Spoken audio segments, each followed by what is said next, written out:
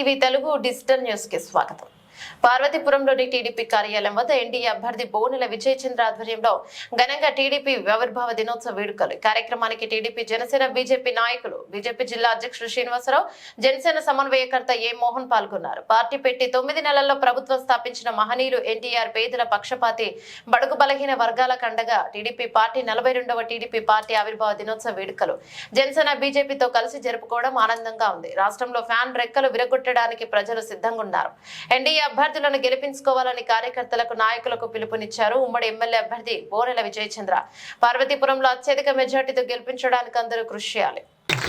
Vijay చంద్రకి party ఆవిర్భావ దినోత్సవం సందర్భంగా మీ అందరం కూడా భరోసా ఇవ్వాలని కోరుకుంటూ ఈ అవకాశం ఇచ్చిన నాకు మీ అందరికీ ధన్యవాదాలు తెలియజేసుకుంటూ జై తెలుగుదేశం పార్టీ ఆవిర్భావ దినోత్సవం అలాగే చేస్తున్నాం. ప్రజాస్వామ్యం లేదు. ఒక రెడ్డి రాజు ఉన్నాడు, మిగతా ఎమ్మెల్యేలు, మినిస్టర్లు అందరూ కూడా ఆయనకి సామంత రాజులు. రాజుగారు ఎడ్డం తెడ్డం అంటే ఇక్కడ కూడా అలాగే చేస్తున్నారు. ఆలోచించండి. భారతదేశంలో కాంగ్రెస్ ఒక్కటే ప్రజాస్వామ్యానికి దిక్కు అన్న రోజుల్లో ఎంతో రాజకీయంగా తన స్వార్థానికి కార్యకర్తకు ఈ వేళ వరకు కూడా అదే ఆత్మగౌరవంతో కొనసాగుతున్నారు. ఈ పార్టీలో చాలా మంది, ప్రతి పార్టీలో ఉంటారు ఉల్ఫాగాలు, అలాగే అన్ని పార్టీలు ఉన్నట్టు ఇక్కడ కూడా ఉండొచ్చు. కానీ తెలుగుదేశం పార్టీ కార్యకర్త ఆత్మగౌరవం నాకు తెలుసు, ఆత్మాభిమానం నాకు తెలుసు.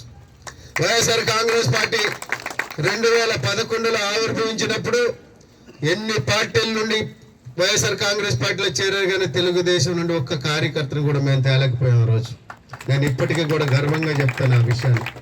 ఎందుకు అంటే మా రక్తంలో ఉన్నది పసుపైనే చెప్తారు తెలుగుదేశం పార్టీ కార్యకర్తలు. నిజమైన కార్యకర్తలు, ఎన్టీఆర్ అభిమానులు.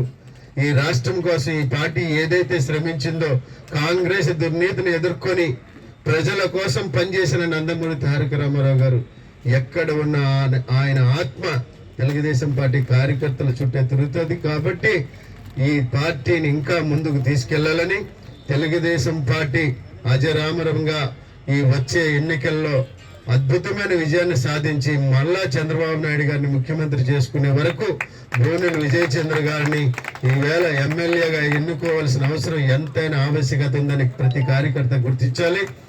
ఈవేళ మనలో ఎవరు వెన్నుపోటు పొడిచినా, ఎవరు ఏం చేసినా, ఈవేళ మనుషుల్లో మాట్లాడుతూ దెయ్యాల్లో వెంటాడుతున్నా సరే కార్యకర్త పట్టు వదలకుండా ఈవేళ పనిచేయాలని ఈ సందర్భంగా మీ అందరికీ తెలియజేస్తూ, ఈవేళ ఏదైతే జనసేన బలం, భారతీయ జనతా పార్టీ సహకారం ఈవేళ తెలుగుదేశం పార్టీ అభ్యర్థికి పూర్తిగా ఉంటుందని ఈ సందర్భంగా మీ అందరికీ తెలియజేస్తున్నాను.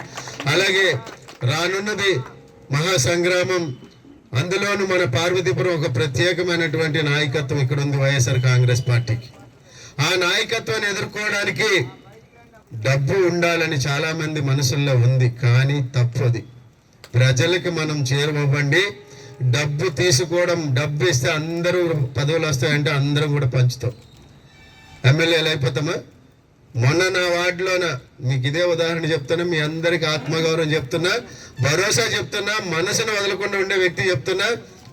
అధికారంలో ఉన్న వైఎస్ఆర్ కాంగ్రెస్ పార్టీ నా వార్డులో నా భార్య ఇండిపెండెంట్గా వేస్తే ఎమ్మెల్యే 24 గంటలు అక్కడే పడుకొని వారం రోజులు పడుకున్నా సరే ప్రజలు ఏ తీర్పిచ్చారో మీరు అందరూ గమనించాలి. డబ్బు ముఖ్యం కాదు. పవర్లో ఉన్నాడు, ఇప్పుడు పవర్ కూడా లేదు. పవర్లో ఉన్నాడు, నేనే క్యాండిడేట్ అని చెప్పాడు. ఏం చేశాడో ఒక్కసారి ఆలోచన చేయండి. మీరెవ్వరూ కూడా డబ్బుకి, పవర్కి ప్రజలు లొంగుతారు అనుకునేది చాలా తప్పు. విశ్వాసం అవసరం, పనిచేసే నాయకత్వం ప్రజలకు అవసరం తప్ప ఎవరు డబ్బు ఇస్తే వాళ్ళకి ఓటేసే పరిస్థితి అయితే ఉండదు. దయచేసి కార్యకర్తల ఆత్మస్థైర్యంతో పనిచేయండి. మేమందరం అండగా ఉంటాం.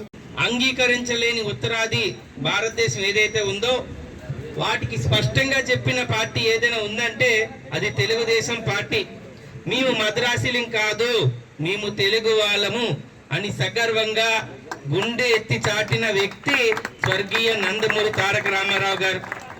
ఆయన చెప్పడం బట్టి ఢిల్లీలో అవును ద్రావిడ్ అంటే ఒక్క మద్రాసీయే కాదు, తెలుగు వాళ్ళు కూడా ఉన్నారని తెలుసుకోవడం జరిగింది. తెలుగు వారి ఆత్మాభిమానం ఎక్కడ కూడా దెబ్బతినకూడదని స్వర్గీయ నందమూరి తారక రామారావు గారు పార్టీని స్థాపించడం, పార్టీ ఘన విజయం తీసుకురావడం ఎప్పుడు చెప్తున్నా అప్పుడే అన్నమాట.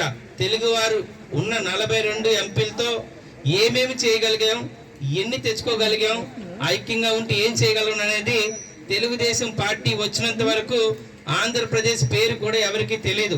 తెలుగుదేశం పార్టీ ఉన్నంత వరకు ఆంధ్రప్రదేశ్ ముఖ్యమంత్రి పేరు కూడా ఎవరికి తెలియదు. ఎప్పుడు తుమ్మితే ఊడిపోతుందా అన్నట్టు ముక్కు అప్పుడు పడితే అప్పుడు నెలకు ఒక ముఖ్యమంత్రి మారేవాడు. అలాంటిది షీల్డ్ కవర్లో ఒక ఉద్యోగం వచ్చినట్లు వచ్చేది. ఈరోజు ఈయన ఉంచాలి, ఈరోజు ఈయన తీసేయాలని.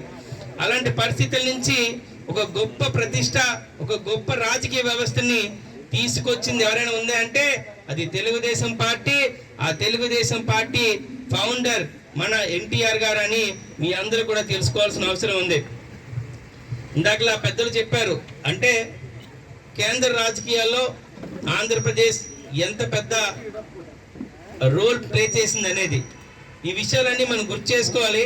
అయితే ఒకటి చెప్తున్నా, మన గురజాడ అప్పారావు గారు దేశం అంటే మట్టిట్లు, నేనేమంటానంటే మట్టి కాదు దేశం అంటే తెలుగుదేశం కూడా అని మరొక మాట చెప్తున్నా మీ అందరికి కూడా.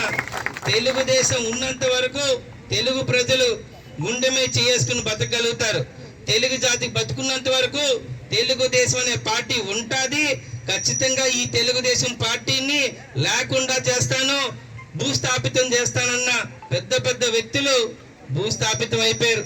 చాలా నియంత్రణలు కాలగర్భంలో కలిసిపోయారు. అందుకనే చెప్తున్నా, తెలుగు వారి ఆత్మాభిమానంతో పుట్టిన పార్టీ ఇదే. తెలుగువారు ఈ రాష్ట్రంలోనే కాదు ఈ ప్రపంచంలో ఎక్కడున్నా కానీ తెలుగుదేశం పార్టీ ఉంటుంది. దానికి నిదర్శనం తెలుగుదేశం పార్టీ బలం, బలగం ఒకే ఒక్కరు మా కార్యకర్తలు. ఇంత గొప్ప కార్యకర్తలు